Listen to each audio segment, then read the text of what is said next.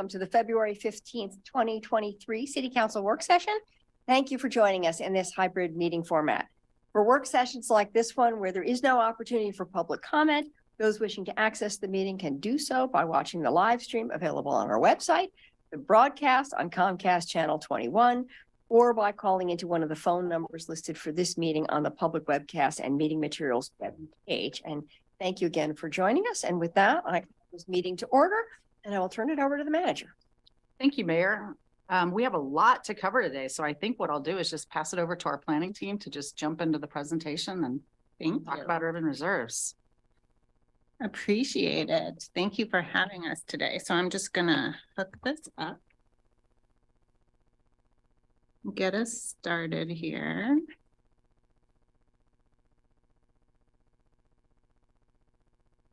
See. Is that working for everybody? Yep. Yep. Great. Thank you. My name's Rebecca Gershow. I am a senior planner in the community planning and design section. I'm joined by my planning director, Alyssa Hansen, and we have other colleagues in the room, and we also have some remote, including Amber Bell, the planning director for Lane County, who is joining us today. So today is the first of 3 meetings, at least, that we're having with you to talk about urban reserves. It's been a couple of years since we were here. So we want to take some time to review why we're undertaking urban reserves, the work that we have done so far, the direction that council and the Board of Commissioners gave us in 2020 to proceed with the adoption package that you have in front of you, what's included in the adoption package, and some of the key plan amendments. And we will have plenty of time for questions. So Urban Reserves is a partnership between Eugene and Lane County to plan for the next 2 generations until 2059. We're identifying the best areas for Eugene to grow into beyond the urban growth boundary when additional land is needed for our growing population. Land in urban reserves will remain rural unless it's brought into Eugene's UGB through a formal process. Urban reserves are important right now for a number of reasons. We are continuing to grow. The Eugene population estimate for 2059 is over 257,000 people. As we all know, housing supply and affordability are critically important issues now more than ever. Urban reserves is one piece of that puzzle. In 2015, the City Council, supported by the County Board of Commissioners, directed us to do this work and set aside funds to prepare an urban reserves proposal for your consideration. This is aligned with other projects that are focused inside the city's urban growth boundary, including our growth monitoring program, the new middle housing code updates, and the work that's included in the housing implementation pipeline. So I'd like to take a moment to recognize that this has been a collaborative effort. City and county staff have worked with a variety of stakeholders. We've met with rural Lane County property owners, residents, utility and service providers, nearby cities, and many others. Our technical advisory committee, the ETAC, reviewed the project's technical analysis at 18 different meetings. Collectively, staff has met with the Lane County and Eugene Planning Commission, City Council, and Board of Commissioners almost 30 times since the project began. Since there are 3 new council members since the last time we met, I'd like to quickly review how urban reserves planning is different from and works with the UGB expansion process. So without urban reserves in place, future UGB expansions would likely be limited by state law to selecting land from what the state identifies as these first priority exception areas. As you can see on this map in rust, they mainly include rural residential, industrial, and commercial lands. The problem is many of these areas are already developed to some degree. They're scattered and disconnected from one another and from the UGB. So when you consider them by themselves, they have limited redevelopment opportunities and they're extremely expensive to serve. So urban reserves gives us additional options for smarter growth and for meeting our goals if and when there is a need to expand the UGB. This map shows how urban reserves expands the options for where the city can grow into in the future when needed. The UGB would be expanded incrementally over time, only when necessary, into this orange urban reserve land you can see here. Urban reserves also provides clarity to property owners about the long-term future use of their land. If it's in urban reserves, they know that it will likely come into the UGB by 2059. So here's another map, just for more context. The gray area is the Eugene city limits, or the incorporated area. The black dashed line is our urban growth boundary, and the white areas within the UGB show where the city can grow for now. When we no longer have a 20-year supply of land within the UGB, then we'll need to expand our UGB. And the orange areas, those proposed urban reserves, are the land the city would gradually expand into as needed. So here is our urban, sorry, I'm not usually, everybody makes that mistake, not me usually, but sometimes. So here is our urban reserves process diagram. It illustrates the different phases of our work that we've undertaken to get us to this formal adoption process, where we are here on the right-hand side. So after the project was initiated, on the far left, the technical analysis phase was a multi-step process, and it was focused on identifying the amount of land needed for urban reserves by determining how many jobs or homes could be accommodated on land identified as developable. These maps on the screen here are from the Eugene Urban Reserve Study, which is part of your adoption package, and it's linked in attachment B. On the left, map 1 identifies the urban reserve study area, and map 5 on the right shows land in the study area with development potential. It illustrates the land classification system that was used in our technical analysis. This was a complex phase, and it is highly, highly simplified here. It was the foundation for the rest of the urban reserves project phases, and much more detail can be found in the urban reserves technical analysis memo that's part of the adoption package, also linked in attachment B. So the suitability analysis was the next phase. And while the technical analysis was very quantitative, the suitability analysis was very qualitative. State and local policies provide guidance for where to grow, but there is no perfect area for Eugene to grow into. All areas have trade-offs. The purpose of the suitability analysis was to consider and balance a list of factors. Recording in progress. Prescribed by state, then dismiss land that would be unsuitable for urban development. Map 6 on the left shows the 18 different sub-areas and reports that are included in the urban reserves study. And map 7 on the right shows of the approximately 27,000 acres of land in the study area, approximately 11,000 acres were identified as suitable for urban reserves based on the criteria as outlined by the state. This includes both developable and undevelopable land. You can see that the land within the dashed lines that was removed from consideration during this phase includes land in the South Hills. If you go around the study area clockwise, let's see if I can do this. These lands here are the lands that were identified as unsuitable. So it includes lands in the South Hills. It includes lands south of the airport. This area here is the Eugene Airport.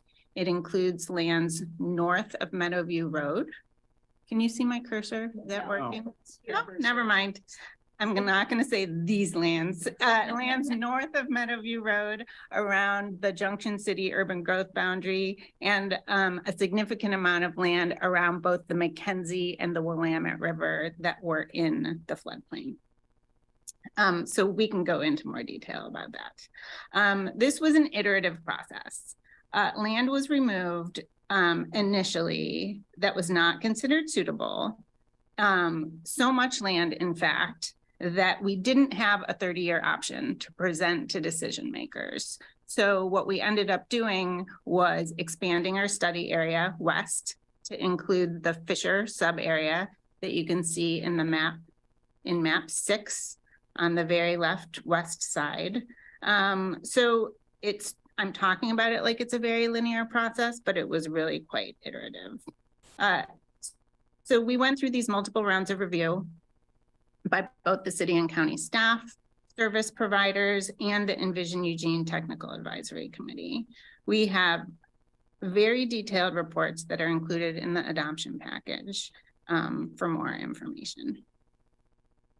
I'm happy to talk about this more after. So we shared this information also with the public at 3 different open houses back in January of 2020. There was lots of interest and questions from over 125 mostly rural county residents in and around the study area. Then we moved into our option development phase. Several urban reserves options were developed and refined with the Technical Advisory Committee and input from the public. We presented a range of urban reserve sizes from a 30-year, which was the largest, to a 10-year, the smallest. There was significant public engagement during this phase, and in the end, staff received direction on the proposed urban reserves we're sharing with you today. So this is the priority system and methodology we use to select the suitable land for urban reserves. It was based on state law, and there's a lot of information here, but the takeaway is that the lands designated for farming and forest uses were selected last. And among those, properties with the highest quality soils were also selected last in order to protect the study area's highest value growing lands. So on November 10th, 2020, after receiving the Planning Commission's recommendation, Lane County's Board of Commissioners unanimously passed a motion that was in agreement with the Eugene City Council's direction to initiate the adoption process for the 27-year urban reserve option. And that's the proposed urban reserves you have in front of you in your packet. This was in agreement with the Eugene Planning Commission, the ETAC, and the majority of our survey participants. This direction, again, was in support of an urban reserves that does not include the study area's highest value farmland or adjacent properties with higher value soils. Both council and the board expressed an interest in preserving the highest value agricultural land from future urbanization. Before we move on, I don't want to underestimate the impact that public engagement played throughout the planning process. We used a variety of outreach methods, as you can see here, including 5 different in-person meetings with rural Lane County study area residents and property owners and interested parties. And then after the pandemic hit, a month-long virtual open house that involved about 1,500 participants. So finally, we're going to talk about the adoption process and the adoption package. Prior to this fall, staff worked on refining and documenting our analysis, developing IGAs, report writing, and assembling the package for your review. This past fall, we began the Planning Commission process. We met with both bodies, the Eugene and Lane County Planning Commissions, and we mailed almost 4,000 public notices for folks in regards to the public hearing on October 18th. Both bodies provided their recommendations in December, and we are now at the first set of meetings with the board and council. So the recommendation in December, both Eugene and Lane County Planning Commissions voted to unanimously recommend to their elected officials the approval of the Urban Reserves Adoption Package with a set of changes that responded to some of the testimony we received. More specifically, the Eugene Planning Commission passed a motion 7-0 to recommend that the City Council approve the Urban Reserves Package with the following changes: to revise and remove 17.7 acres of developable land that's owned by the Wildish Land Company for sand and gravel operations from the proposed urban reserves, to revise and correct text and maps related to the description of Lane County's Goal 5 wetlands, and to revise text to incorporate more information about big game habitat. The updated urban reserves proposal provided to you includes these changes that were recommended by both planning commissions. Included in your packet is a staff memo dated November 29th, 2022 that goes into more detail on these updates to the adoption package. So here are the different components of the adoption package. Again, they are, you have a binder with the complete adoption materials in your office, and they are also linked in attachment B of your packet. They're also available to the public in the atrium at the PIC. So first is the draft City of Eugene ordinance. And included in the ordinance are amendments in 3 different plans: the Metro Plan, the Eugene Comprehensive Plan, and the Public Facilities and Services Plan. The county has one additional plan, the Lane County Rural Comprehensive Plan. Those have the same policies in them as the Metro Plan. So also included in the ordinance, and we're going to go through some of those key policies in a couple of minutes. But I wanted to spend some time talking about the IGAs that are also included in the adoption package. There are 11 different IGAs regarding coordinated planning between City of Eugene and Lane County, and then also with 10 different statutory special districts whose boundaries are included in the urban reserve, proposed urban reserve area. Mostly those are fire districts, but they also include Junction City Water Control District, LTD, and Willamette Lane. These IGAs are administrative, so that's meaning they've already been negotiated with each of the service districts, and they're ready for final signatures when urban reserves are adopted.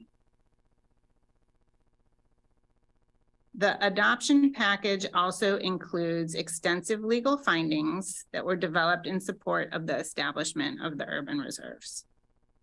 And those findings include 5 different appendices: a public engagement summary, the Eugene Urban Reserve Study, which also includes those 18 different suitability analysis sub-area reports that I referred to, plus a serviceability analysis report that summarizes the serviceability of the 18 different sub areas. It includes a technical memo that describes the assumptions and methodology behind the technical analysis and how our work informs the land selected for urban reserves, plus 2 appendices to the technical memo, documenting our land need model and the land that we have classified as undevelopable. And number 5, finally, is a list of tax lots within the proposed urban reserves. So I'm just highlighting here on this slide some of the key takeaways of the proposed plan amendment policies. You'll see the full text of the plan amendments in the adoption package. There's also more information in the AIS. The county led this process as the land in the urban reserves remains in their jurisdiction. And most of these proposed policies are actually required by state law. We're not proposing in the urban reserves adoption package any land use amendments, just these policy amendments. So the first one, number one here, the first proposed policy is pretty self-explanatory. It talks about how the land in urban reserves must be given priority consideration for inclusion in the UGB when a UGB expansion is considered. It also includes the adoption of our urban reserves map. Number two, actually policies number 2 and 3 here are basically ensuring that current entitlements and zoning on land and urban reserves remains the same as before the land was included. So for example, if a home was previously allowed on land, it will continue to be allowed. However, applications for intensifying uses would not be allowed. Land would continue to be planned and zoned for current rural uses when it is in urban reserves. So this maintains the land's development potential so that future service provision and urban growth is able to happen in an orderly, economic, and efficient way, with more intensive uses and higher densities allowed only after that land is included in the UGB and the city limits. 3C here, this is the one policy that goes beyond what's required by state law. It states that Lane County won't rezone or redesignate resource land to a non-resource use. Resource land is farm and forest land while it's in urban reserves, except in one specific case, which is if the land is awarded federal funding for rail-related infrastructure near existing railways. So that clause was included because of a federal proposal that you may be aware of already, to create a new container port facility in Coos Bay with a rail link facility in West Eugene, potentially on land that's included in urban reserves. So the first ask for funding was denied, but we've kept this in because of potential future funding opportunities that would have significant positive impacts for our community.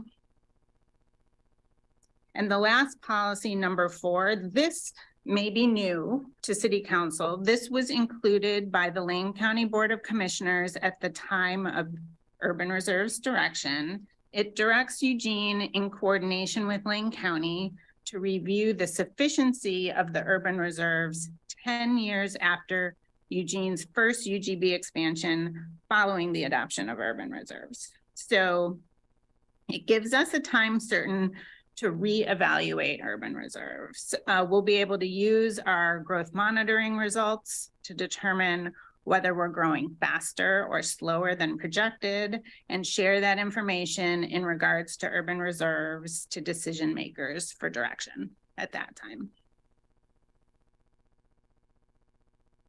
So today is our first work session with you.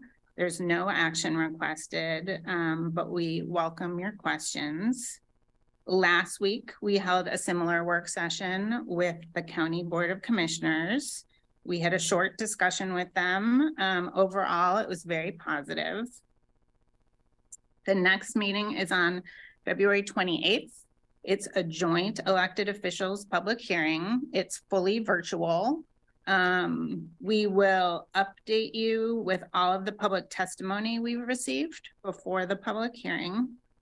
And then following the joint hearing, the council and board will deliberate separately, with Eugene scheduled for possible action on April 10th, and then the board on April 11th.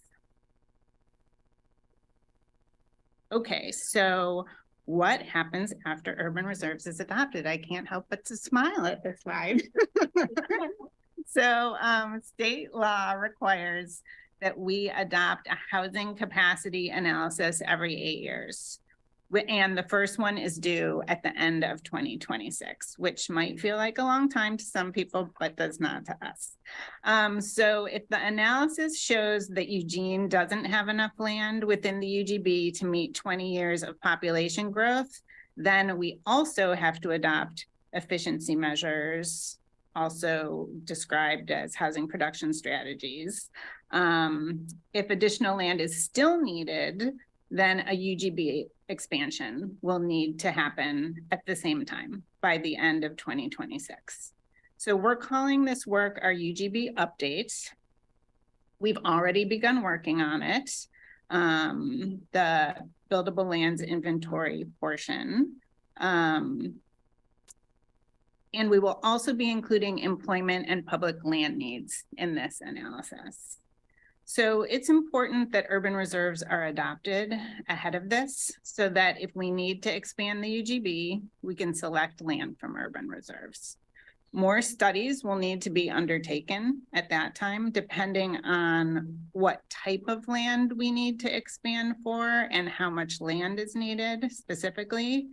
But selecting land from urban reserves will make for a more streamlined UGB process. Thank you. Thank you for listening. We welcome your questions. Thank you so much. I have to look and see if I have any hands raised on the backside here.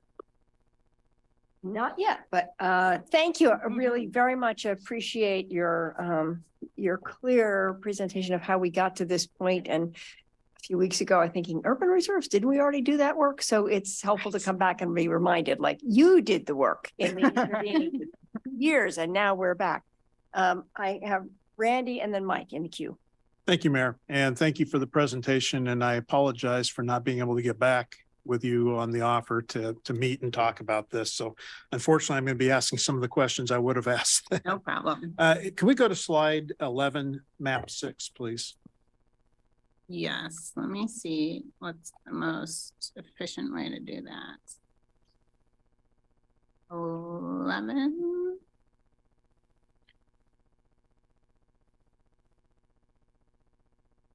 Thank you. So kind of working the way around the clock here, starting with the Russell Creek sub area 18, LCC campus is included in there, correct? Correct. And also the commercial area to the north of that, Gasoline Alley, I think it used to be called. North of 30th. North of 30th, correct. Yes. So one of the things I'm trying to find out, we see these amoebas of the different sub areas. What percentage is actually truly buildable? Because we're not going to build anything on LCC's property. And that would just help put it in context. And then, kind of, and you can hopefully answer this at the end. Then taking Dillard sub area 17, Willamette Fox Hollow sub area 6, Crest Chambers 5, Bailey Hill, Gimble Hill 4, and Crow 3.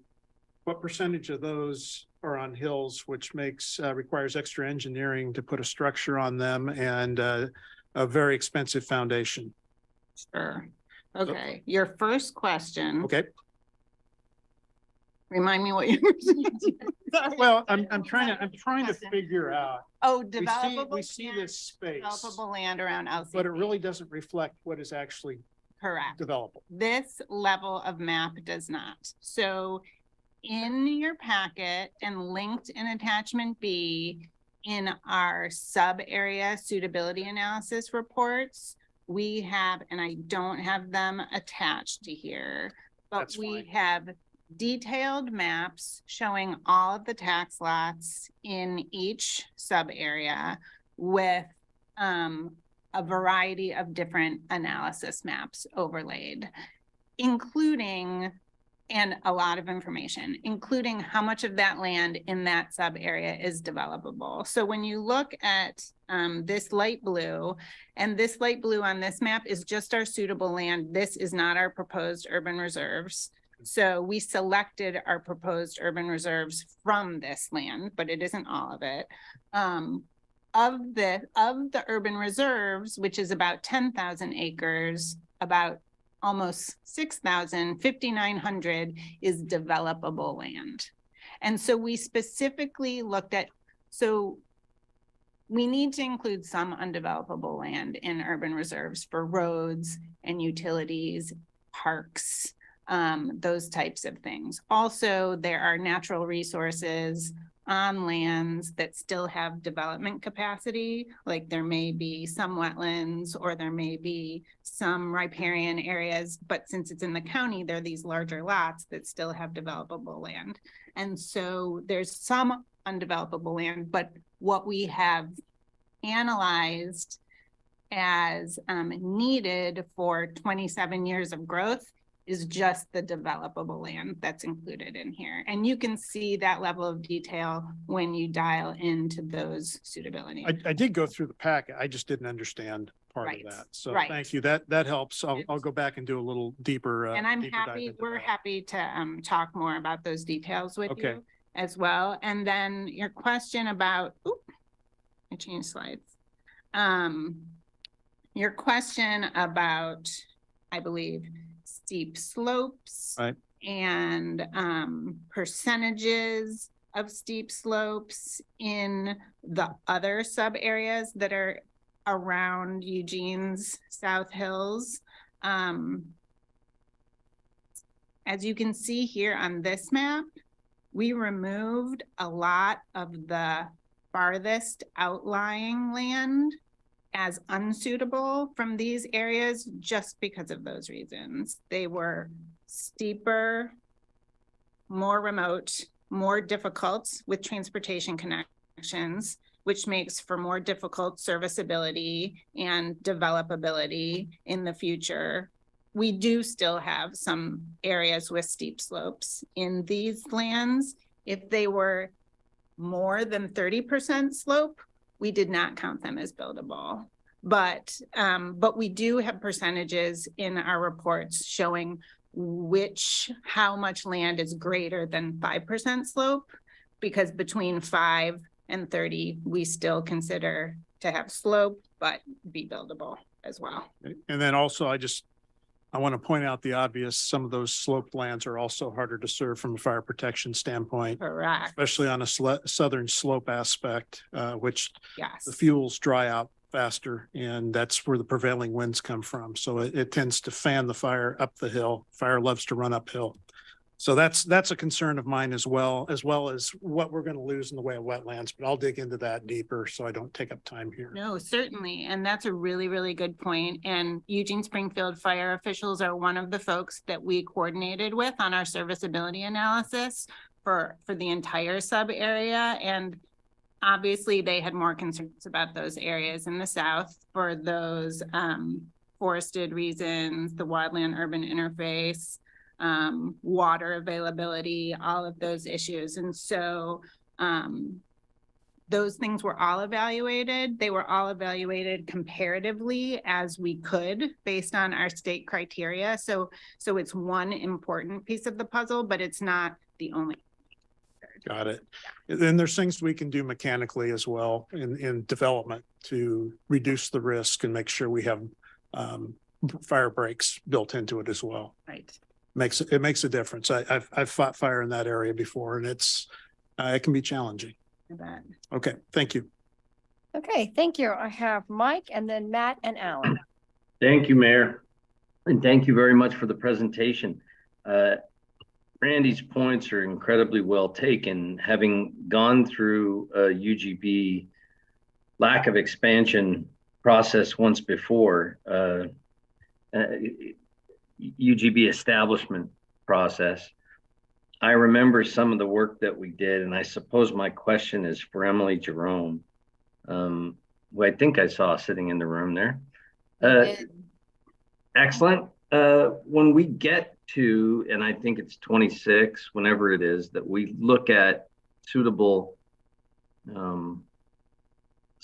amount of lands for a or however you define it, a UGB analysis process again. Does state law outline or mandate any kind of look at constrained lands? Does it define any categories of constrained? So in other words, when we're looking at some of these lands we're considering putting into urban reserves, when we go into the UGB process, do we have to show which ones are X% constrained by wetlands or by slopes or by some other category? For the land that's in urban reserve, that this process basically pre-vets that to a large degree. And to the extent we do need to look at it, these sub-area reports that are included in the adoption package have already done all that analysis. So, and you know, state law can change between now and then, but if we expand or look at expanding the UGB under the current regulations, much of that work is done in this package.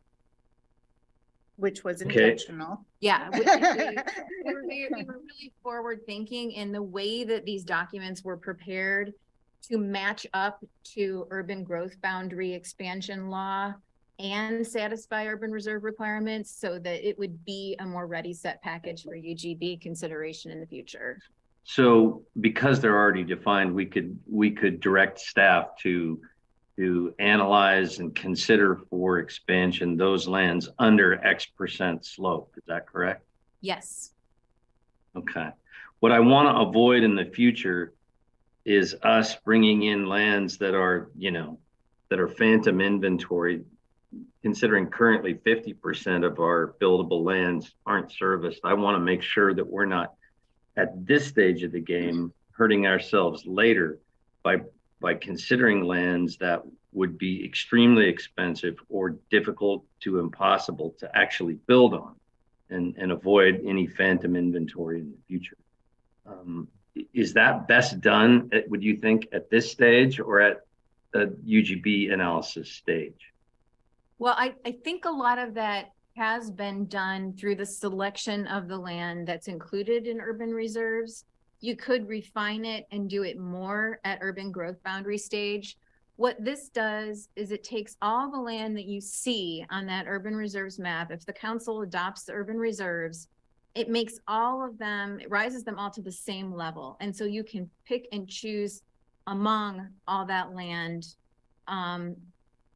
based on what the particular need is at the time. So this land is looked at a higher level. We do look at capacity for building but we are looking at it in a way where it could serve for jobs, for schools, for homes, and it's not pre-directed. So Okay. if you need an expansion for housing, you obviously might be looking at a different set of land than you would if what we're expanding for is industrial land. Got it. Right. Thank you very much. Lastly, why regulation 4, or I guess maybe the better question is, what's the utility? Before I get to that question, I actually want to, did I hear it said that we have been working on urban reserves since 2020? 2018. So 5 years now we've been working on it. We're getting close to an answer. Why wait 10 years before we begin again once next UGB is analyzed? Well, that was a directive from the County Board of Commissioners to make sure that it didn't go any longer than that. It certainly isn't a directive to wait that long. You know, planning staff can comment on, I mean, the process is already in swing. Yeah, it is basically making sure there's a time certain for us to be able to reevaluate urban reserves. I don't interpret this as necessarily redo urban reserves, but that could be the direction. But it's looking at 10 years after we expand our UGB, looking at, are we growing faster or slower? Does this seem like the right amount of land to have in our urban reserves? Does it seem like too much, too little? How do we want to, do we want to do anything about that? So it's a time certain that staff will have to bring something back to decision makers. I'm pretty sure I will, when we get to approval, want to amend that to 0 years. In other words, for it to start immediately after. So that we're ready in time, because if it's going to take 5 to 10 years, or, you know, even if it just took us 5 years, we wouldn't be able to move quickly on any other future choice if we grew considerably faster than planned, as we have this last period. Thank you. Okay, well, I can see a lot of quizzical looks, so we'll come back to talk about Yeah, that. I think we need to have a discussion about what that would mean. And when we get to that stage, we'll. Okay, Perfect. That's great. Thank you. Okay, Matt and then Alan. Thank you, Mayor. Just checking my audio. Can you hear me all right? Yep, we're fine. Okay, perfect. I want to thank Councilor Groves for bringing up, for articulating some of the reasons why it's so difficult to expand in the South Hills. I appreciate that most of the South Hills are inoculated from UGB expansion for wildlife interface reasons, difficulty in building, riparian protection, and of course, extreme fire danger. And yet my eyes go to the Russell Creek area around LCC, as Randy referenced. That seems to me like a big game range habitat. And in our AIS, there's a memo dated October 25th from Bill Clues that references the county's big game range habitat and indicates that the county will need to debit big game range from the land from the acknowledged Goal 5 inventory before it can be considered, quote, developable land for purposes of urban reserves. The county has a fairly intense recent litigation track record that has refined the edges of this law. This issue has yet been addressed in the urban reserve study. Can we expand on that, please? Because that was more than a year ago, and I'd like to learn a little bit more. Yes, happy to do that. And that actually was from this past fall, the testimony that we received on big game habitat. So in that memo, in the staff response to the public testimony memo from the Planning Commission meeting in December of last year, you will see a big game range habitat map from Lane County. I don't have a copy of it as part of this presentation. I apologize, but it's included in your packet. Maybe Alyssa can find it. Big game habitat actually from ODFW. That map is 40 years old, but it encompasses pretty much all of the South Hills, including land inside the urban growth boundary, not just land outside and land that that goes vastly south of our sub area as well. So the big game habitat that is protected by Lane County is in the rural comprehensive plan, not in the metro plan. And that land in Russell Creek is actually in the metro plan. Our city manager found the map. She wins. Yeah, it's in your packet, page 78. Could you repeat where it's at in the packet, please? Page 78. Oh, and there's the metro plan boundary showing.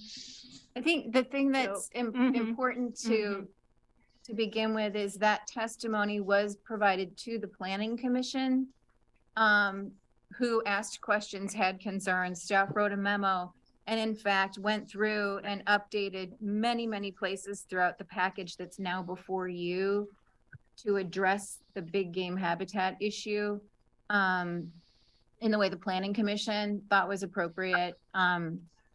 Right now, it's extremely difficult to know how best to examine it because due to the litigation you referred to, Lane County's taking a closer look at how they regulate big game habitat. And so they're kind of in the beginning of a new look at that. We can only base our work on what's in place now. And so that might be another thing that the city watches closely and we look at when we look for a UGB expansion. I will say that when things come into the urban growth boundary, as you recall from when we amended the urban growth boundary, well, I believe were you guys on board at that point? No. When land is brought into the urban growth boundary, it begins to be regulated by the city of Eugene through intergovernmental agreements we have with the county. But at that point in time, we reevaluate how we want to protect land. It's one thing to protect land in a very protective way when it is in a rural area. As it reaches the urban fringe, and if we decide that it should be urbanized, inherent in that decision is a balance that we've struck between the importance of these urban uses and containing Eugene's growth as close as we possibly can to the urban areas, you may decide that doesn't get the same protections the county has provided. So the fact that it's big game habitat under county regulations, and that's how the county has done it, doesn't necessarily mean that that is as it must be forever. Those are policy decisions that you'd have a chance to make.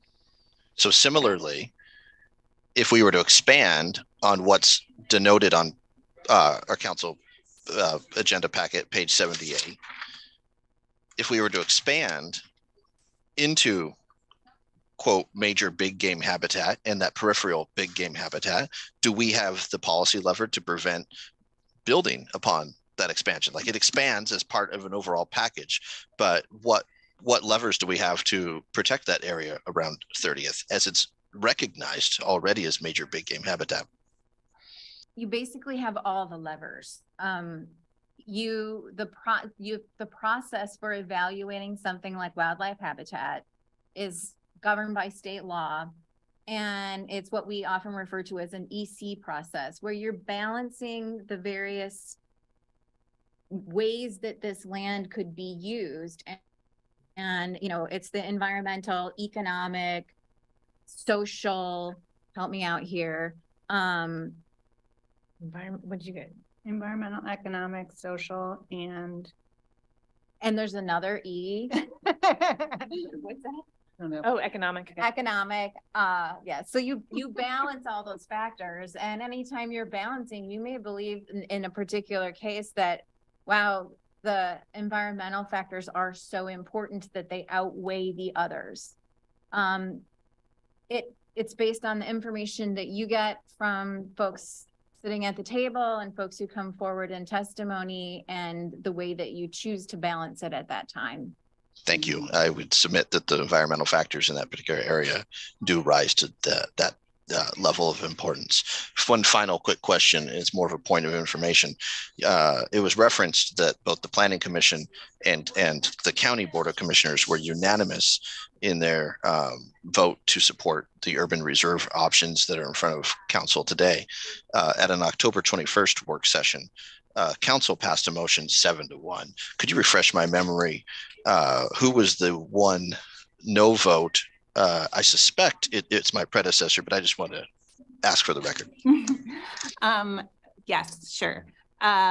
So the direction, so that October 21st direction meeting that council gave us was 7-1. And I believe the one no vote was Councilor Clark.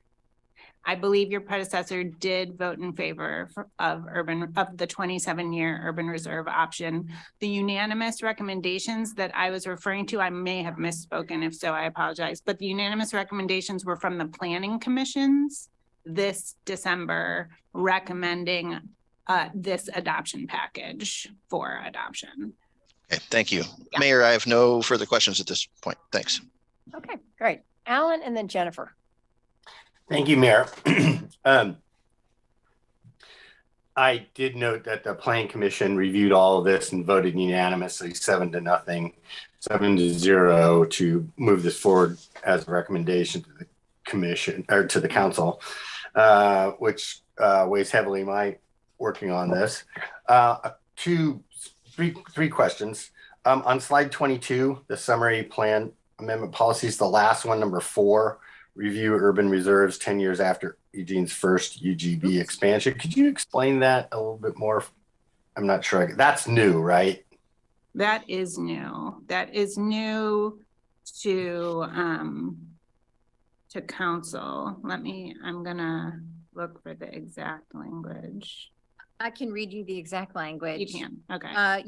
It's policy number 35 proposed in the Metro Plan, same language in the others, and it would say, Eugene, in coordination with Lane County, shall initiate review of the sufficiency of Eugene's urban reserves no later than 10 years after Eugene's first urban growth boundary expansion following the initial adoption of urban reserves. So it's beginning that cycle. So I believe it was Commissioner Burney who was interested in making sure there was a time certain for us to be able to review urban reserves, make sure that we didn't have too much land in it that was tied up in urban reserves, make sure there wasn't too little land in it, that we weren't expanding too quickly. At this point, I believe Alyssa and I have discussed we should have had 2 opportunities. We should be in the process 10 years after the first UGB expansion. We will, because of state rules, will need to be in the process for potentially expanding a second time, because we have to do that. Or will we have? Because we'll have to have done that analysis every 8 years. And so we will have a lot more information, and our growth monitoring work is underway. So that's my understanding of that recommendation. When was it that we expanded the urban growth boundary? 2017. So is this retroactive? No, it would be the first UGB expansion following the initial adoption of urban reserves. So it Okay, would so be, that triggers this. And then so 10 years after that date, we would review the urban reserves, right? correct. So if we expanded in 2026, then it would be 2036. Okay. For clarification, I mean, we see this as a backstop, not like that's the deadline, but it's the no later than. I want to point out, as Rebecca alluded, since the time that this direction was given, state law has changed and has now imposed deadlines for considering the need for growth. And those weren't in place when this direction was provided. And would that alter this, Emily? I'm going to look at Alyssa for that. So if our study that we're going to be rolling into after urban reserves finds that we need to expand the urban growth boundary, we will have to have that adopted per state law by the end of 2026. And then we'll have to repeat that whole process. And if and then every 8 years. So that 10 years kind of falls in a funny spot, but it also allows us to look at how this first urban growth boundary expansion goes, assuming we need to. And then as part of, after that, we can see whether or not we need more or less urban reserves. And is that something that we can actually accomplish with the next urban growth boundary analysis? So it actually kind of marries up in a certain way with the next analysis that we'll be doing. Right. Well, I've said in previous meetings that we need to do our UGB work on a regular basis and have it be more of a matter of course, at least every 5 years or something like that. Urban reserves kind of is a bigger process in terms of amount of land, so maybe doesn't need to occur every 5 years. So maybe every 10 works for us. On slide 19, there's planning commission recommendations. The second bullet, revised text and maps related to Lane County's Goal 5 wetlands. Can you explain that a little bit more? Sure. That's a bit of a technicality. We've been working with the county, obviously, and the data that we've been sharing has been county data.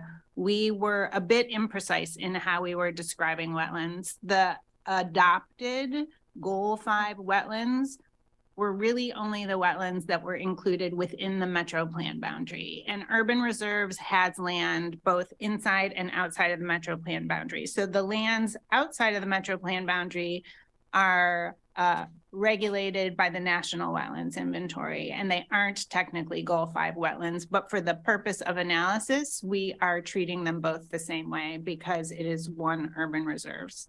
And so we have, and so that was pointed out that it wasn't all Goal 5 wetlands. And so we have adjusted the wording in our reports accordingly and our mapping as necessary. It didn't ultimately change the number of acres that was included in the proposed urban reserves, but it changed a lot of the text in a very minor way. Right. That you anticipated my next question. Thank you for that. The last question's about, Councilor Clark mentioned you might want to make an amendment. What's the process for doing that? Both jurisdictions need to adopt exactly the same thing. So if we had changed something, they have to go back and rehear it. Does that require a new public hearing? And does it require then another vote? And what's the process for all of that? Yes, it is complicated. It's one of those, we'll take it as it comes kind of situations. Yeah, I know. It is important, it's necessary that the city and the county adopt the same thing. What we would seek is hopefully a heads up as early as possible from any commissioners or counselors that have concerns or that might want to consider a motion that would change the product. And we would, if the city council, for example, made changes, we may put off our work with the Lane County Commission until the Eugene Council is all settled and then go to the county. At this point in time, the way things are scheduled after the public hearing, the first work session for the city council, I believe is on April 11th, April 10th, and the county's is on the next day, April 11th. You could have multiple work sessions, and we'll just have to play it by ear because yes, if there are major changes made, you may want to have another hearing. We would decide, as we always do, whether a change is big enough that another hearing would be necessary. We're obviously really hoping we nailed it, but it's important that you're comfortable with this from a policy perspective. And the county is, I think, where that may be a bigger issue because the constituents that are most affected by this at this point and until quite a ways out are rural residents. Yeah, the reason I brought this up, especially for the new folks on the council, it's not a simple process to actually do this when it's a jointly approved document like this or process. It does take both jurisdictions to go back and forth. So anything that we would bring up on the 10th would have to actually then be analyzed by the county, and then they would have to probably delay their 11th meeting and move to have something brought forward with some analysis, and then they would approve it, and then it'd probably come back to us, and then maybe if it's major, we have to do a public hearing. So it's much more complicated than just the regular course of business that we have in council. Hey, thank you. Jennifer. Thank you, Mayor. I just wanted to really quickly, one more time, thank staff and ETAC for all this work. The map at the end, the orange map, it is mind-boggling how all that work that got done and all that number crunching can be distilled into this one simple map. It's just crazy. So I'm glad you brought the giant binder because it makes me feel a little bit better about all the time everyone spent to get to this point. And the fact that we have so much agreement on where we are right now just really makes me realize that all that work that staff put in to creating this process really made it worthwhile, right? That we're able to land in a place where, there's only one little thing that we've discussed today that there's been some like, well, is that right? Is that not right? Right? It's just amazing. And I'm really excited about the future steps. And like you mentioned, the ETAC is still working. Like they're still, doing this process. Nothing has stopped and the process is moving along, I think, really well. And I'm looking forward to those next stages that might be a little more difficult for our community, but I think we're laying a really nice foundation, right, of working together and developing these connections with folks that we can lean on as we work on these more difficult decisions. So thanks to everyone. Okay, thank you. Lindsay. Yeah, I want to echo Councilor Ye's sentiments. This is just an incredible amount of work, and it's been really fun for me to go through this process and get briefings from staff and see all of this work that goes through. I think my only question is, as I'm looking at this map, how close we're getting to the reservoir, Fern Ridge Reservoir, and what if we heavily develop that area?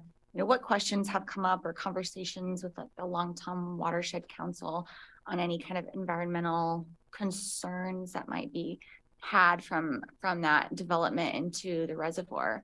As we know, it's an incredibly important resource for us for, you know, flood mitigation, but also for irrigation for the farmland surrounding it. And so I was just curious about what that looked like in your study. Right, really good question, good point. You can see a little bit on these maps, the adjacency to the Fern Ridge Reservoir. Most of that is public land between the study area and the reservoir. So it's protected public land. Looking at those environmental considerations was one of the pieces, and looking at things like stormwater runoff. There would be obviously more stormwater with more urbanization and impervious services, but there's also more regulation because the city has to meet our stormwater regulations. So there's a little check and balance there. But that's definitely one of the things that we've looked at. We haven't directly coordinated with the Longtom Watershed Council, but like Emily was saying, if this area is a little, just because of its distance from the urban growth boundary, things would likely expand sequentially. And so that area would be later in the puzzle, although it's very highly rated for serviceability and development potential. So that's certainly, there would be much more coordination at that point. Yeah. Thank you very much. Thank you. Thank you for all of this great conversation and very interesting. I don't want to beat this to death, but since Councilor Clark has suggested he might have a motion and Alan has followed up on that, we have these sort of overlapping timelines. Right. The 2026 timeline for the state, the new 8-year window, and then the amendment from the last time around of 10 years. So I'm just wondering if there isn't just a graphic that you could provide for us with those overlapping timelines so that we can see clearly what we're talking about, because I feel like we're still swimming in uncertainty about what's applied, and does council really need a more frequent review of this or not, or, you know, how's it covered? So just I think it'd be helpful. Yeah. I also want to add to that council provides direction to staff to do things by certain on certain timelines regularly, and they don't need to be a metro plan policy. So if this particular motion was to make it a metro plan policy back in 2018, was it? 2020. But if what you're talking about is bigger picture direction about timeline and when things happen, that kind of motion could be made in the context of this project, but not necessarily change the package. So just want to make that clear. I was, I've been in this conversation around Envision Eugene and a long time, and have been a part of many things where motions were made and maybe one person had an understanding of what that meant. Staff had a different understanding of what that meant. And so the reason why I'm interjecting is I think I need to be really clear on what it is that Councilor Clark's actually asking for, so that we don't do something on the fly and end up putting something into place that isn't exactly what was intended. And I just don't want to get caught in that again. Yep. And so that was my intent around, like, let's have some conversations. Okay. We can circle back with a couple of you and see what your energy is around that. Mm-hmm. I totally agree with Emily. Mm-hmm. That's helpful. And I see Mike has his hand up. So thank you, Mayor. And thank you for your initial comment there. And Sarah, thank you for yours. I find myself in agreement with Alan. That was really what I was getting at with my first motion my first comment about a potential motion was the waiting. It's my experience that this work typically takes longer than we expect it will.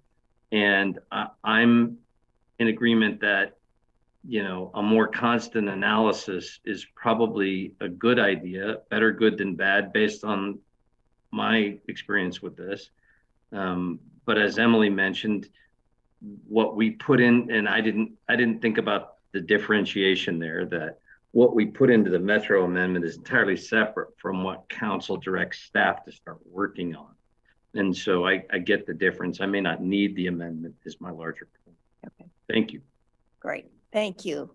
Thank you very much. So I think if there are no other questions or comments, I'm sorry, Mayor. Mike, Oh. did you say you may not need the amendment? yes, he did. Okay. Correct, sir. That's what I said, because we can direct staff to work faster without having Sure. to change this. So, Yeah, that makes sense. They're like, Right. yay. All right. Thank you all very much. Really. or it's to such a- begin sooner, I guess. There you go. Or to begin Thank sooner, you. Right. Well, it sounds like there's going to be a lot of conversations around this to clarify what you really need and what staff can really provide. And so we'll have time to get that clarification, and we have a public hearing. And so there's time to follow up. But thank you all very much. I think we are, with that, we are adjourned.